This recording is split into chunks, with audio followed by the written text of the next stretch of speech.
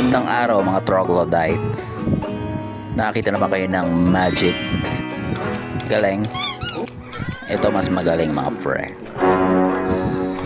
Pag nilagyan mo yan ng mantika, tapos binuksan mo yung kalan, tapos subukan mong lutuin yan, subukan mo lang. Pero pag sinubukan mo, siguruduhan mo dudurugin mo yan na para bang kaaway mo sa ML. Durug na durug. Durugin. Isipin mo na lang, mukha to ng biyanan mo, ng sip-sip mong katrabaho. Nga pala, yung sauce niyan, hiniwalay ko, yan yon. Lalagyan natin yan ng itlog 6 pre. Wow! Babatiin mo yan syempre. Pero bago mo batiin, lagyan mo ng asin. Yan. Marami. Ang 6 na sukat. 6 na itlog. 6 na wisik. Batiin mo. Batiin. Ngayon isipin mo naman ito yung sip-sip mong katrabaho. Ikot-ikutin mo. Total naman ganyan din ginagawa sa atin ng gobyerno. Pinapaikot-ikot lang tayo. Dahil naisip ko na naman yung gobyerno, nanggigigil ako ah.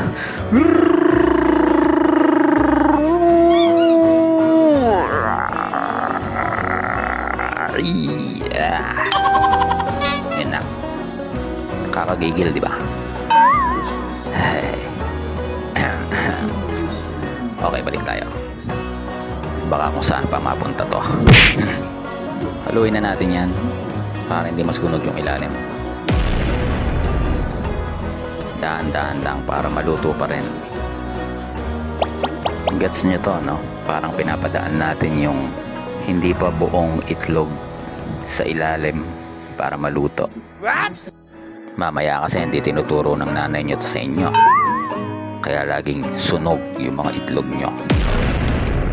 Pag na-master nyo to, pwede na kayong mangitlog magluto ng itlog dishes.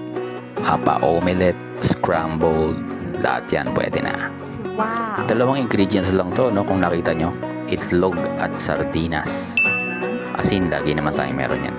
Yung ganito karami, 6 na itlog, 1 sardinas, pang 3 tao na to. Wow! Kaya kung nagtitipid ka, goods na goods to pre. Apakasarap pa. Huwag nyo na lang ipagkalat, mamaya matutunan nila to, makapagtipid pa sila. Maganda na yung tayo lang yung mga nagtitipid. Share nyo na lang sa mga misis nyo para alam na nila gagawin dyan. O kaya pag nagmamadali na kayo, wala kayong ulam,